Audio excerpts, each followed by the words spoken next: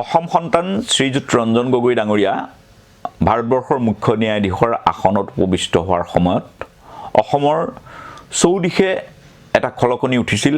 সকলোৱে ৰঞ্জন গগৈ ডাঙৰীয়াক অসম গৌৰৱ বুলি আমাৰ দেশৰ আমাৰ ৰাজ্যৰ শিৰোমণি বুলি অনুভৱ কৰিছিল আৰু আমাৰ ছ'চিয়েল মিডিয়া বা বিভিন্ন মাধ্যমত সেইলৈ অতি উচ্চ প্ৰশংসাৰে তেখেতক উপচাই পেলোৱা হৈছিল।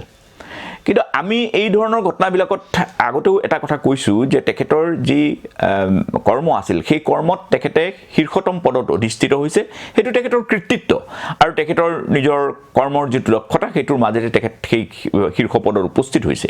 সেইটো এজন অসমীয়া হিচাপে নিশ্চিতভাৱে আমি গৌৰৱান্বিত, কিন্তু তাক লৈ ইমান বৰ বেছি হৈচৈ কৰাৰ কোনো প্ৰয়োজন নাই। কিন্তু অসমৰ স্বাভাৱিক আমাৰ চৰিত্ৰই তেনেকুৱা যে আমি তেনেকুৱা ধৰণৰ কিবা ঘটিলে অসমৰ এটা সাংঘাতিক ধৰণৰ কিবা হৈ যোৱা বুলি আমি ভাবোঁ। গতিকে তেনেকুৱাই আমাৰ অসমৰ মানসিকতা আছিল। আৰু আজি যেতিয়া ৰঞ্জন গগৈ ডাঙৰীয়াক ভাৰতবৰ্ষৰ মাননীয় ৰাষ্ট্ৰপতি মহোদয়ে ৰাজ্যসভাৰ সদস্য হিচাপে মনোনীত কৰিছে, তেতিয়া আকৌ দেখা গৈছে যে তাৰ এটা নেতিবাচক প্ৰভাৱো কিন্তু সমাজত পৰিছে।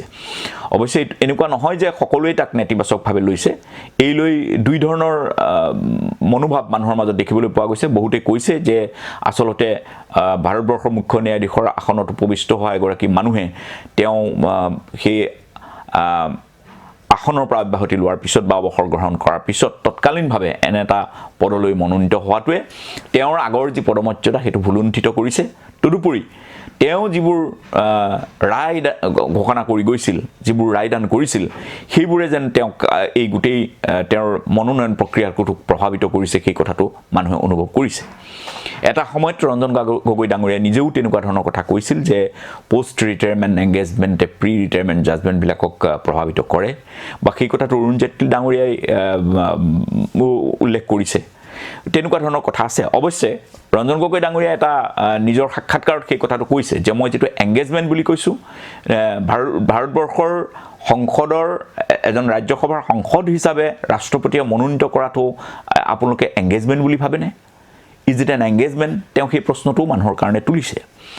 এইখিনিতে এটা কথা নিশ্চয় আমি অনুভৱ কৰিব লাগিব যে ভাৰতবৰ্ষ এখন বিশাল গণতন্ত্ৰৰ দেশ। এই গণতান্ত্ৰিক প্ৰক্ৰিয়াত ভাৰতবৰ্ষৰ ৰাষ্ট্ৰপতিজন আটাইতকৈ সৰ্বময় কৰ্তৃত্ব বুলি পেলাই আমি অনুভৱ কৰোঁ আৰু তেওঁ অত্যন্ত এটা সন্মানীয় পদ বুলি আমি অনুভৱ কৰোঁ। নিশ্চিতভাৱেই বহু ক্ষেত্ৰত এইটো এটা সাংবিধানিক কথা, বহু ক্ষেত্ৰত আমাৰ দেশখন প্ৰধানমন্ত্ৰীয়ে চলায়। তথাপি আমি ভাৰতবৰ্ষৰ ৰাষ্ট্ৰপতিৰ পদমৰ্যাদাটো আটাইতকৈ শীৰ্ষত বুলি আমি সকলোৱে অনুভৱ কৰোঁ আৰু সেইধৰণে আমাৰ দেশখন চলি আহিছে। তেনে ক্ষেত্ৰত ভাৰতবৰ্ষৰ ৰাষ্ট্ৰপতিয়ে যদি এই গণতান্ত্ৰিক ব্যৱস্থাত অংশগ্ৰহণ কৰিবৰ বাবে কোনো এজন ব্যক্তিক আমন্ত্ৰণ জনায়, সি অৱসৰৰ যিমান পিছতেই নহওক, এবছৰৰ পিছত বা 3 মাহৰ পিছত বা 2 মাহৰ পিছত, সেইটো লৈ আচলতে কোনো ধৰণৰ কথা নাথাকে। কিন্তু অৱসৰৰ পিছত তেওঁ আনুষ্ঠানিকভাৱে এটা পদৰ পৰা অব্যাহতি লৈছে। গতিকে আনুষ্ঠানিকভাৱে তেওঁ সেই পদটোৰ লগত আৰু এতিয়া কোনো সম্পৰ্ক নাই। তাৰপিছত যদি ভাৰতবৰ্ষৰ ৰাষ্ট্ৰপতিয়ে তেওঁক দেশৰ এই গণতন্ত্ৰৰ সেৱা কৰিবৰ কাৰণে যদি কাৰোবাক আমন্ত্ৰণ জনায় বা মনোনীত কৰে, তেতিয়াহ'লে তাত যোগদান দিয়াটো বৰ সাংঘাতিক ধৰণৰ কিবা কথা থাকিব পাৰে বুলি মই অনুভৱ নকৰোঁ। আৰু ভাৰতবৰ্ষৰ ৰাজ্যসভাৰ সদস্যৰ পদটো নিশ্চিতভাৱে সাংবিধানিকভাৱে ভাৰতবৰ্ষৰ মুখ্য ন্যায়াধীশৰ পদটো বৰ উচ্চ খাপৰ। কিন্তু ভাৰতবৰ্ষৰ যিসকলে বিধি বিধান কৰে, যিসকলে বিধি তৈয়াৰ কৰে, সেই বিধি তৈয়াৰ কৰা যিখন সাংসদ, সেই সংসদৰ এজন সদস্য হিচাপে মনোনীত হোৱাটো কিন্তু মই ভাবোঁ কম গৌৰৱৰ কথা নহয়। আৰু ভাৰতবৰ্ষৰ যিসকল লোকসভাৰ সদস্য, তেওঁলোকে লাখ লাখ মানুহৰ ভোটৰে বিজয়ী হৈ যায়। গতিকে গণতান্ত্ৰিক প্ৰক্ৰিয়াটোত সেইসকল ব্যক্তিৰ আমি যদি মূল্য তেনে কম বুলি ভাবোঁ, সেইটো কিন্তু বৰ বেয়া কথা হ'ব। আৰু দ্বিতীয় কথা যে ইয়াত আকৌ ৰাষ্ট্ৰপতিয়ে নিৰ্দিষ্ট কেতবোৰ ব্যক্তিক তেওঁলোকৰ বিভিন্ন ধৰণৰ কৰ্ম, বিভিন্ন ধৰণৰ সেৱাৰ পৰা তেওঁলোকক নিৰ্বাচিত কৰি বা মনোনীত কৰি ৰাজ্যসভালৈ নিয়ে। গতিকে তাৰো এটা বিশেষ ধৰণৰ মূল্য আছে বুলি পেলাই মই অনুভৱ কৰোঁ। গতিকে ৰঞ্জন গগৈ ডাঙৰীয়াই দীৰ্ঘদিন ধৰি আইনী সেৱাত ব্ৰতী হৈ আছিল। তেখেতে নীতিনিষ্ঠতাৰে আইনী সেৱা আগবঢ়াইছে বুলি সকলোৱে অনুভৱ কৰিছিল। অন্ততঃ শেষৰ পৰ্যায়ত কেইটামান ৰায়দানে অসমৰ ৰাইজক বৰ বিশেষভাৱে সন্তুষ্ট কৰা নাই বা ভাৰতবৰ্ষৰ ৰাইজৰ মনতো এটা বিভিন্ন ধৰণৰ প্ৰতিক্ৰিয়াৰ সৃষ্টি কৰিছে। গতিকে সেইবোৰ লৈ মানুহৰ মনত দ্বন্দ্ব আছে।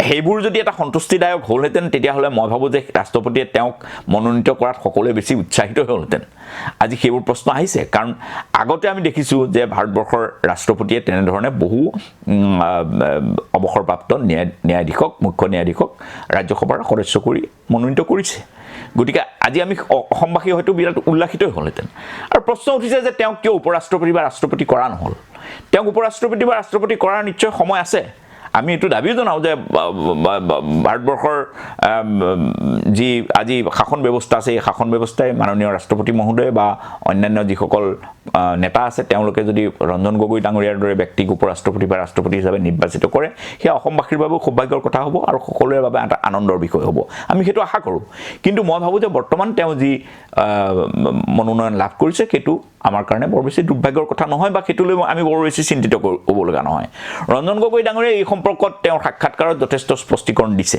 কিন্তু সাক্ষাৎকাৰত স্পষ্টীকৰণ দিয়া নিজে কোৱা কথাৰ এটা ধৰক ব্যাখ্যা দাঙি ধৰা আৰু কামেৰে তাক প্ৰমাণ কৰা দুটা বেলেগ ধৰণৰ কথা অসমৰ ৰাইজৰ মনত যি প্ৰশ্নবিলাক আছে ভাৰতবৰ্ষৰ ৰাইজৰ মনত যি প্ৰশ্ন আছে সেই প্ৰশ্নবিলাকৰ উত্তৰ দিয়াৰো কিন্তু তেওঁৰ বাবে এইটোৱেই সঠিক সময় তেওঁ নিশ্চয় বিচাৰৰ এটা ৰায় দিয়াৰ দৰে এইবোৰ উত্তৰ দিব নোৱাৰিব তেওঁ নিজৰ কাৰ্যৰ মাজেৰে তেওঁ নিজৰ কৰ্মৰ মাজেৰে আৰু সংসদত হোৱা প্ৰতিটো বিষয়ত তেওঁৰ উপযুক্ত তৰ্ক বিতৰ্কৰ মাজেৰে তেওঁ প্ৰমাণিত কৰিব পাৰিব যে তেওঁ যে এজন প্ৰকৃতাৰ্থত এজন গণতান্ত্ৰিক ব্যক্তি আমি আশা কৰোঁ তেওঁ বৰ্তমান ভাৰতবৰ্ষৰ যি বিভিন্ন ধৰণৰ সাম্প্ৰদায়িক চিন্তা ভাৱনা চলিছে বিভিন্ন ধৰণৰ ধৰ্মীয় বিতৰ্ক চলিছে বা বহু সময়ত চিন্তা কৰা হৈছে যে ভাৰতবৰ্ষৰ সাংবিধানিক ব্যৱস্থাক নিয়ন্ত্ৰণ কৰাৰ চেষ্টা কৰা হৈছে ভাৰতবৰ্ষৰ সাংসদীয় ব্যৱস্থাটোকে নিয়ন্ত্ৰণ কৰিব বিচৰা হৈছে এই সকলোবোৰ সময়ত মই ভাবোঁ যে তেখেতৰ দৰে এজন আইনৰ বিশেষজ্ঞ ব্যক্তিয়ে